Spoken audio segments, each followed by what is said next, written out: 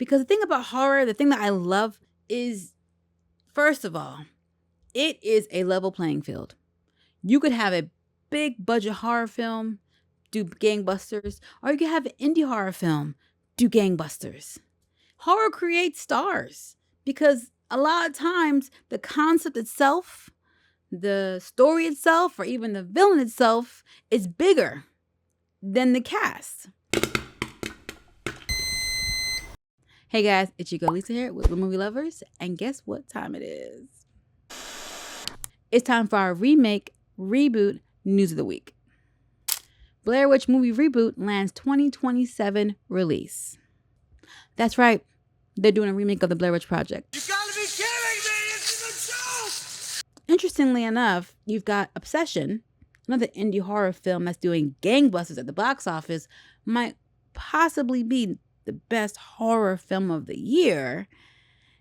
And out of nowhere, you're suddenly announcing that the Blair Witch Project is being remade?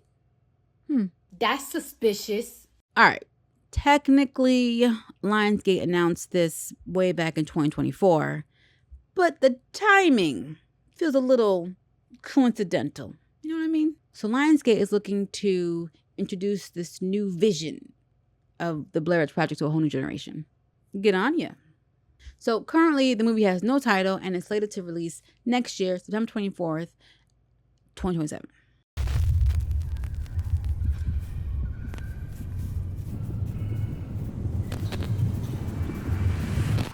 And the director is Dylan Clark. He's done a bunch of short films, and he also directed a series, an episode of the series, Bloody Bites TV show. A lot of horror-themed things within his catalog. So now he's co-writing it with Chris Thomas Devlin. And Chris has written this movie Cobweb and Texas Chainsaw Massacre, the 2022 version, which I didn't see. So y'all gonna have to tell me whether it's good or not, because I kind of fell off after 2006. Like, Texas Chainsaw Massacre has 9 films in this series. How many times do I need to see a guy with a chainsaw going after people and wearing their skin? It's a bit much. Like, I saw the original 1974. I saw the Jessica Biel version in 2003, and then the prequel to that in 2006. I'm all good on it, because once a horror franchise starts going down the road of its third remake, I'm tapped out. Texas Chainsaw Massacre ain't even my favorite villain. So, what's his name? Leatherface? Yeah, Leatherface isn't even my favorite villain. But that's neither here nor there. So, the other interesting thing about this is that The Hollywood Reporter said Joshua Leonard and Michael C. Williams are going to be executive producers on this project. If those names sound familiar, it's because they are from the cast of the original Blair Witch Project that came out in 1999. Okay, it was actually 3 students, and there's them, and then Heather Donahue, who I'm not hearing any words about her being involved at all. As far as I know, she left the industry years ago. And I gotta be honest, considering how badly burned these guys got from the original film and how it affected and somewhat ruined their careers, them coming back as executive producers, full circle moment. And I love it. If you're not sure what I'm talking about, check out this video that I literally just did, talking a little bit about Obsession, but mostly about the Blair Witch Project and what happened and how it was catastrophic in how they were, their careers, how they were treated and everything. So check it out. Or finish this video and then go check it out. It's up to you. I put the video up there somewhere. So the story of the 1999 version of the Blair Witch Project is the fact that 3 students went searching for some kind of legend or ghost or some witch or whatever in the woods. They had their little camera and they were doing interviews or whatever, and they were just going out into the woods. And apparently they were never, ever seen again. And only their footage was found. And that footage was dropped in theaters and made $248 million. Which by today's standards will be $492 million. And it was made on a budget of $35,000. So, yeah. I think it made bank. But here's my issue with remaking this. So, media okay, in general, is a product of the time, of the culture. And horror movies are no different. They reflect what's going on in society, what people are feeling, what people are concerned or afraid of. And when you're remaking a horror movie, it's important to look back at the theme and the inspiration for the original. Horror movies aren't always just about big scares, Like they also have messages, they have themes, they have something to say. For instance, the 1968 movie Rosemary's Baby, spoilers for a 58-year-old movie, was about a young couple who moved into this new building. They were excited about starting their new life or whatever. And, they meet their neighbors who seem nice and everything. And then the wife, she has this horrible dream where she's violated. But, she writes off as a nightmare.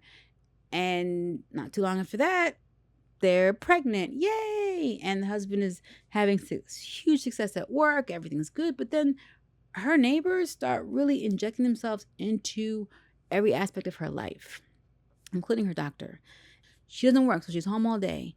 And you've got these people, like they're always there every day. They're always in her business. They give her special shakes prescribed by the doctor for her to drink. But they're creepy. They're overbearing. There's a lot of stuff going on. She's starting to feel uneasy. Things aren't adding up. And she starts spiraling. She's trying to tell her husband, like, something's wrong. And he just keeps telling her, no, you're fine. Gaslit the heck out of her. Then you come to find out later that her neighbors are witches or devil worshippers. And basically the husband made a deal, which is why he had all this success at work. And my homegirl gave birth to the devil's baby. And the movie was released again in 1968. So this is before Roe versus Wade, which came like 5 years later. And at this time, the core of the message was how women's bodies, they didn't even belong to them. And how they had no say in the matter, as far as like giving birth or not giving birth. Now, coincidentally, Roe versus Wade was overturned in 2022. And then 2 years later, Apartment 7A, a prequel to Rosemary's Baby, was then released. So at that time, with the 1960s, Rosemary's Baby wasn't the only movie that was talking about women's autonomy and bodies and everything. You also had The Exorcist. You had Carrie. And they came out literally around the time of Roe versus Wade. So again, horror movies, the messaging in the horror movies was reflecting the culture and the time in itself. Let's stay in here in 1968. You've got Night of the Living Dead, George Romero's movie, horror movie about zombies.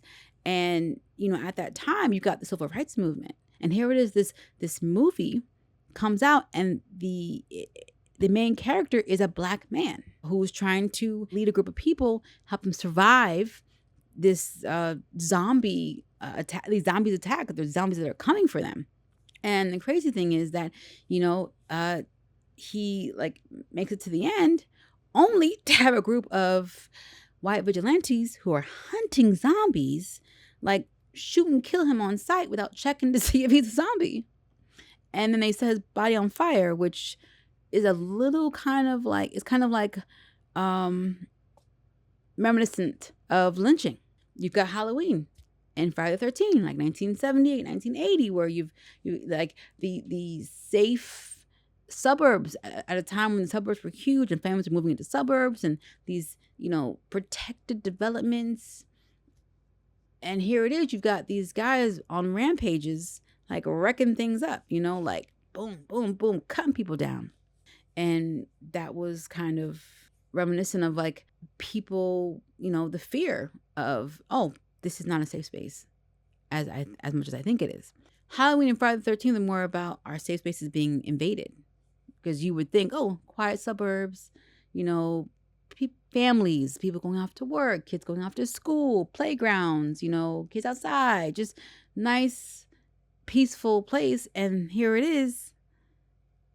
These monsters are running amok, literally. And that is not so much as big a social element as it is like the fear. Nowhere is safe, not even your neighborhood in the daytime. I will say this. If you are going to remake or create a sequel to a horror classic, especially one that has a voice that's relevant to the culture of its time, I strongly suggest that what you have is bringing added value to the conversation and expounding upon what the original is saying. I'll give you one example. Candyman came out in 1992, and that movie was talking about the history and socioeconomic conditions of Cabrini Green, a real public housing project in Chicago. This movie blended supernatural horror with real life issues. It was surrounding like race and the urban spaces and the issues within the community of that time. So the sequel that came out in 2021, that's directly linked to the 1992 version, that one, it went even further. And it started to expound and talk about gentrification and incorporated even that into the horror movie and into the lore of Candyman. And really like built even more upon that story. If you are a fan of the original Candyman and you have not seen the 2021 version, I implore you to watch that. It's very interesting. These films are rooted strongly in the Black community and what's going on and the issues with racism or being, stereotyped, these things like that, or even targeted. And they shed light on the cycle of violence that still exists to this day. Don't even get me started on Jordan Peele and his socially relevant movies like Get Out. The amount of layered messaging and relevance to like how Black people are viewed, are treated, are discarded, how even like our bodies within itself are not even seen as like real humans. Get Out is a perfect 10 movie. There's nothing I would change about that movie. It's pristine. And all of Jordan Peele's horror movies seem to have different themes, man versus man versus nature, that type of thing, including like Nope and Us. You'll be hard pressed to find me wanting a Get Out 2 or a Get Out remake.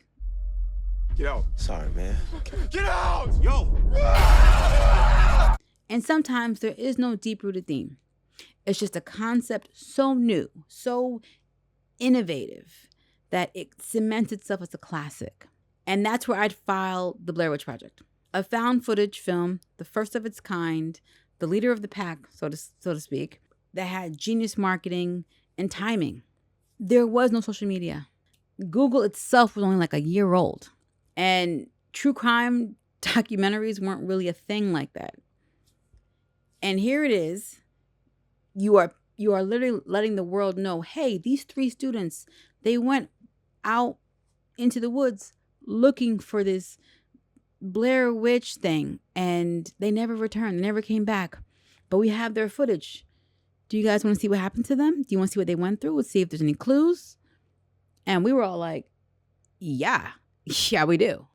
As I'm saying it out loud, it sounds ridiculous because you're like, wait, why would they put evidence of what happened to people like in a movie theater? Hindsight is 2020, right? So like hearing myself say, oh yeah, we found this footage, we put in the theater, you guys want to see it? It's the evidence of a crime, possibly, we don't know. Let's market it so the whole world can come look at it. Like, yeah, that sounds kind of ridiculous. And you're like, how could this have fooled so many people? Because it was the first of its kind. Think about it. I remember watching Hugo recently, and them highlighting that the first short films, the first movies, there was a huge screen people were watching, and the train, the way they filmed, the train was coming straight at them. People thought the train was really coming to get them. Us today are like, no, it's on the screen. But at the time, never seen before, never been done before. And that herein lies the problem, guys. This movie, you're trying to remake this movie, trying to recapture that lightning in the bottle, that magic, that like, ha! With the way that it was done, the timing, everything, I would be hard pressed to see what new way that you are going to grab the audience's attention and try to cement it as a classic for a new generation. How are you coming at the Blair Witch this time? I'm pretty sure they're not going to try to go with the angle of this is a true story. You know, that's it. There's no way to do that. It's done. But what other way are you going to really get at us? Like I said, not every horror movie has some strong, deep-rooted message, you know, or social commentary. Sometimes there's a good old fun slash and grab. You know what I mean? Like, look at Saw, right? The first one. That movie, first of all, the concept was very interesting. A vigilante going around making people literally fight for their survival with interesting traps and gadgets, testing their humanity, testing what they're capable of.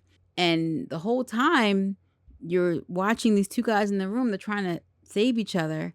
And another spoiler coming up. Lo and behold, the guy who's in charge of everything is the dead body in the middle of the floor. But he wasn't. He was just faking death, which, goodness, like, crazy.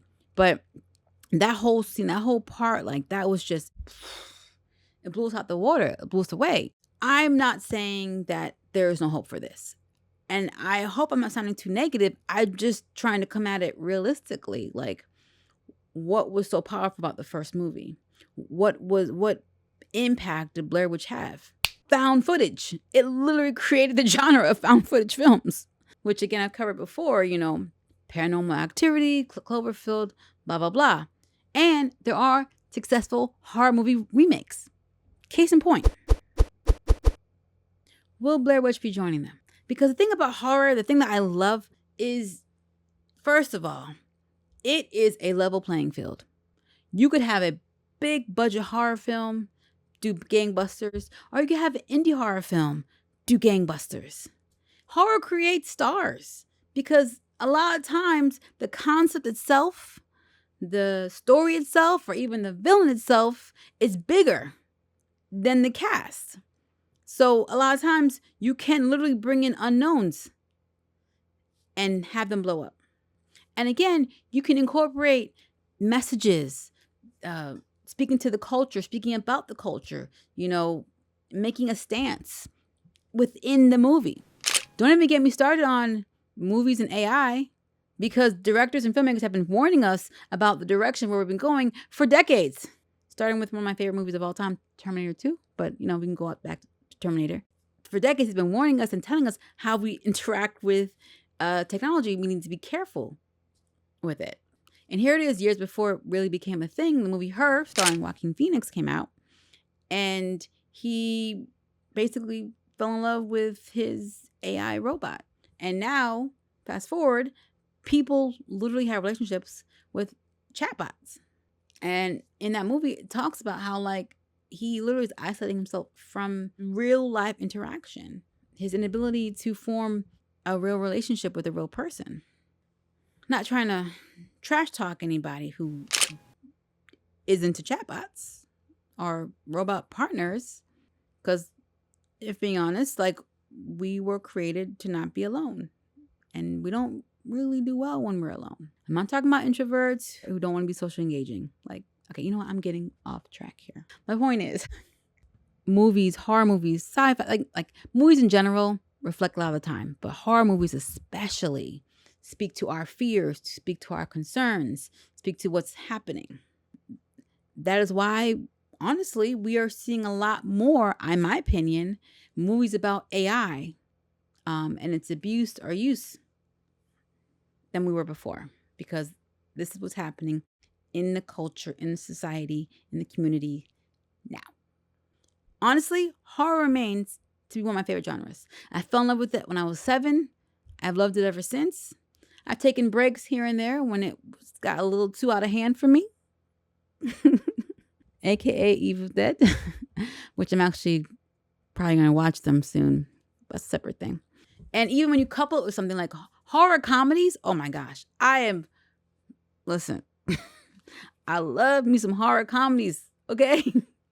That might actually be my number one genre, and then horror beneath it.